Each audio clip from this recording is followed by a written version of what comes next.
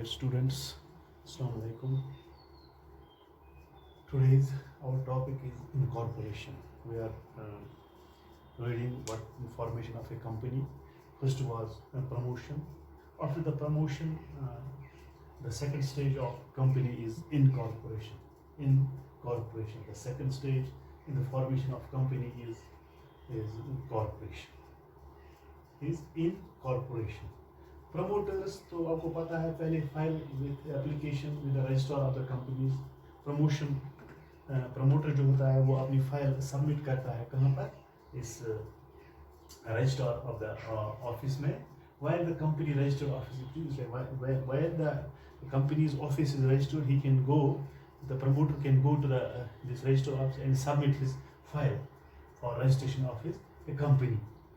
तो क्या करता है वो, रजिस्टर्ड कंपनी इस्टेब्लिशेस, तो उसके साथ उसको क्या क्या अटैच रखने हैं, कौन कौन से मतलब कागजात उसको उसके साथ रखने हैं ताकि सेकंड स्टेज में वो क्या कर सके. तो पहला है मेमोरेंडम ऑफ एसोसिएशन. पहला वो क्या करता है, मेमोरेंडम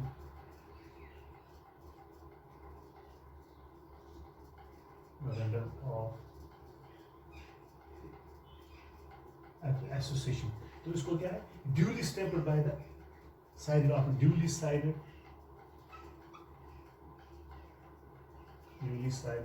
बाय इट्स मेंबर्स. ये उसको सबमिट करने के कहा रजिस्ट्रेशन ऑफ द ऑफिस. वो मेमोरेंडम ऑफ एसोसिएशन पहला काम उसको करना है. तो जो मेमोरेंडम ऑफ एसोसिएशन है ये duly signed bye its members. हाँ, तो ये मैंने पहले कहा 7 members are required to sign in case of public company. 7 members. 7 members should sign in case of public company. तो दूसरा क्या है, and in case only 2 members are for private company. 2 members can sign. 2 members can sign in case of private company. तो public company के लिए 7 members का sign होना चाहिए. तो in case of this private company तो 2 मेंबर्स का sign उसको होना चाहिए, लेकिन duly signed by all the members that the members are required to give a complete information about it. तो इसमें क्या है, ये जो members है ये इसको complete information देंगे किसमें, इस memorandum of association में. memorandum of association में वो तमाम जानकारी दे देंगे. तो वो उनका occupation क्या होगा और शेयर सब्सक्राइब, उन्होंने कितने शेयर सब्सक्राइब किए, ये आपको तमाम लिखना है किसमें, ये memorandum of association में. तो इसके बाद दूसरा पॉइंट आता है आर्टिकल्स ऑफ एसोसिएशन. तो हम क्योंकि हम दूसरा स्टेज पढ़ते हैं इन दिस इनकॉर्पोरेशन, तो दूसरा है आर्टिकल्स ऑफ एसोसिएशन.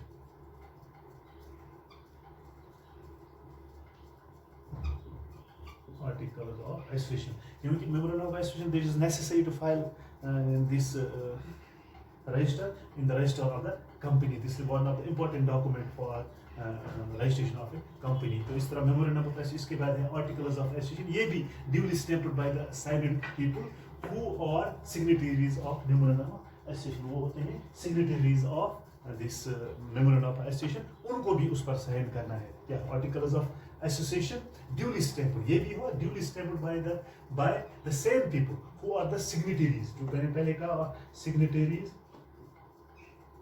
SIGNATORIES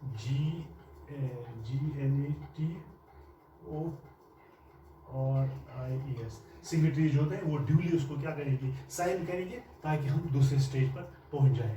तो दूसरा क्या है, written consent of proposed directors. Written consent of proposed directors. तीसरा पॉइंट क्या है इस इनकॉर्पोरेशन में, written consent.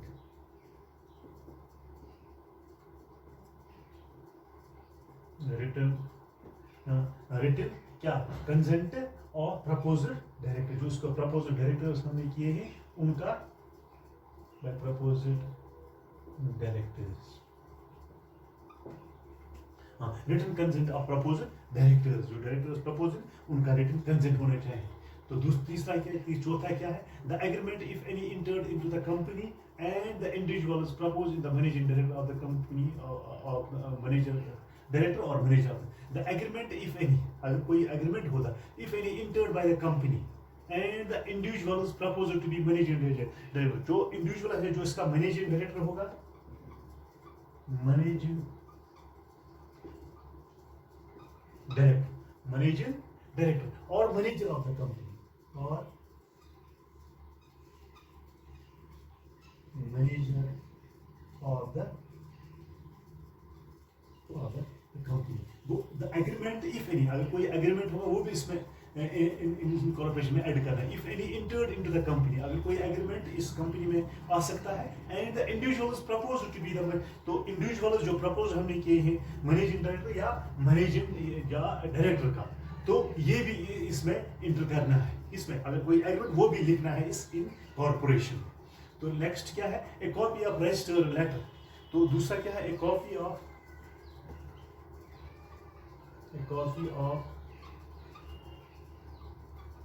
registered letter, a copy of registered letter regarding the approval of the name of the company। तो इसके साथ ये भी रखना है name of the approval of the company, name of the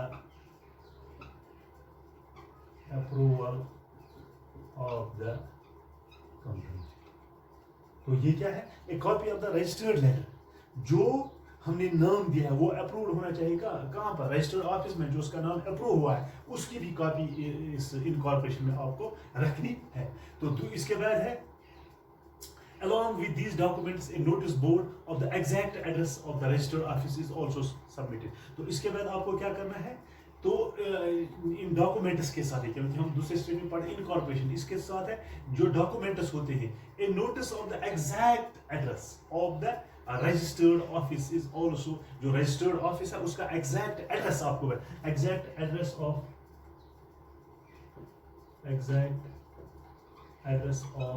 registered office का exact address इसमें भी इसके साथ, इन डॉक्यूमेंट्स के साथ आपको रखना है।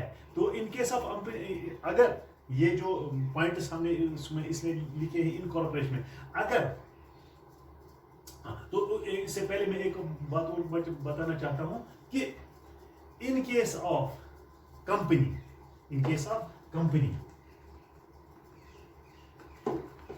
अगर इसको 30 दिन होने चाहिए, अगर 30 दिनों के अंदर आपने, in case of company fails to submit in the time of incorporation, अगर ये जो हम ये डॉक्यूमेंट्स जो कंपनी सबमिट करने में फेल हो गई at the time of incorporation, the same is to be submitted within 13 days after receiving the certificate of incorporation। 30 दिनों के अंदर, of the 30 days, यानी कि 1 महीने के अंदर after receiving the state of incorporation, in case of company fails to submit it at the time of incorporation, अगर company fail हुई है इनकॉर्पोरेशन ये डॉक्यूमेंट मतलब within the stipulated time उसने नहीं किए, the same is to be submitted, तो वो जब दोबारा उसको वो यही कागजात उसको 30 दिनों के अंदर सबमिट करने हैं कहाँ, और वहां से वो सर्टिफिकेट लेगा एंड रिसीविंग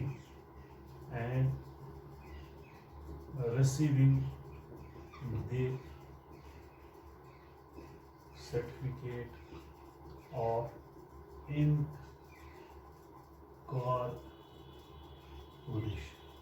तो 30 दिनों के अंदर ही उसको वहां से रिसीव करनी है क्या, ये सर्टिफिकेट ऑफ दिस इनकॉर्पोरेशन।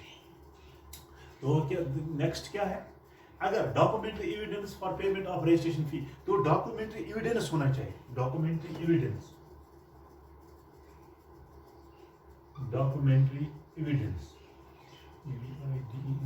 तो जो डॉक्यूमेंट्री एविडेंस होना चाहिए कि हमने रजिस्ट्रेशन फीस अदा किया है, ऑफ रजिस्ट्रेशन ऑफ फी। तो ये क्या है, नेक्स्ट क्या है, जो डॉक्यूमेंट्री एविडेंस होना चाहिए, जो डॉक्यूमेंट का प्रूफ होना चाहिए कि मैंने रजिस्ट्रेशन जो ऑफिस है वहाँ मैंने फी अदा की है, तभी उसको ये इनकॉर्पोरेशन की सर्टिफिकेट हासिल हो सकती है। हाँ, तो इसके बाद है, हाँ, जब आपने ये तमाम लवाजमात पूरे किए इनकॉर्पोरेशन, तो फिर क्या कर सकता है, तो क्या हो जाते हैं, तो अगर when तो आपको ये कहाँ पर सबमिट करने, रजिस्ट्रार ऑफ द ऑफिस, कहाँ पर, registrar of the office, if he is satisfied, अगर वो satisfied, registrar when the registrar is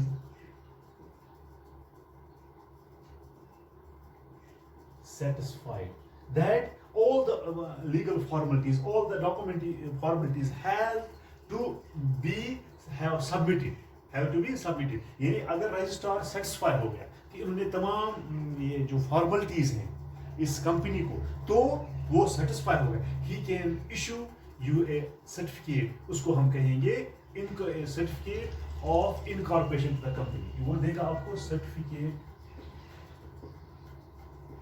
of incorporation of a,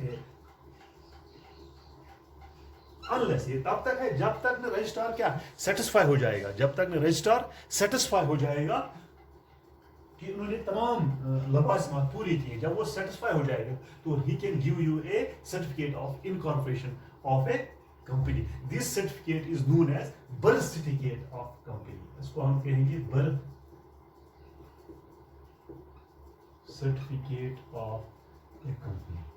यहां से आप इस कंपनी को स्टार्ट कर रहे हैं, birth certificate of a company. A company is to be legal, तो इसको है तो लीगली यू कैन, अब हम कहेंगे कि ये जो है लीगली बॉर्न, क्योंकि रजिस्ट्रार उसको सर्टिफिकेट देगा बर्थ से, उसको इनकॉर्पोरेशन, तो इसको हम कहेंगे birth certificate of a company. क्योंकि तो उस दिन से आप legally born the date printed on the certificate, यानी जिस दिन से वो इसमें ये तमाम फॉर्मेलिटी आपको सर्टिफिकेट देगा, तो आप कहेंगे लीगली बॉर्न सर्टिफिकेट, इसको कहेंगे incorporation. This certificate is considered as an exclusive proof of the legal, तो इसको हम कहेंगे legal existence of a company, इस सर्टिफिकेट को legal existence of a company, यानी कानूनी तौर पर ये कंपनी लीगल मतलब रजिस्टर है। तो जब इसको हम इनकॉर्पोरेशन इसको कह सकते हैं, तो ये हम कहेंगे कि तमाम लवाजमत पूरे हो जाएंगे, तो सर्टिफिकेट ऑफ इनफॉर्मेशन या बर्थ सर्टिफिकेट, तो आप हम इसको कहेंगे हम we can legally start the company, we can legally start the company. A private company can commence its business immediately, अगर प्राइवेट कंपनी है तो वो ये कंपनी का बिजनेस वो स्टार्ट कर सकते, company can commence its business immediately after obtaining the certificate. अगर ये प्राइवेट कंपनी है वो वहां से सर्टिफिकेट हासिल, तो वो लीगली वो अपना जो उसका कारोबार है बिजनेस वो स्टार्ट कर सकती है। तो in case of public company is required to undergo 2 more stages before, तो अगर पब्लिक कंपनी है उसको 2 और स्टेजेस फिलअप करने, मतलब ये पार करने हैं, तो 2 more stages उसको फॉर्मेशन, और अगर प्राइवेट कंपनी है तो उसको वो कोई स्टेज पूरा नहीं करना है। इन case of public company he has go 2 more stages, 2 more stages। जब वो 2 स्टेज फिलअप करेगा तो उसके बाद ही उसको सर्टिफिकेट मिल सकती है कि आप ये बिजनेस स्टार्ट कर सकते हो। तो ये आज का टॉपिक था incorporation, this is the second stage of incorporation. Hope कि आपको ये समझ आया होगा दूसरा स्टेज। Thank you.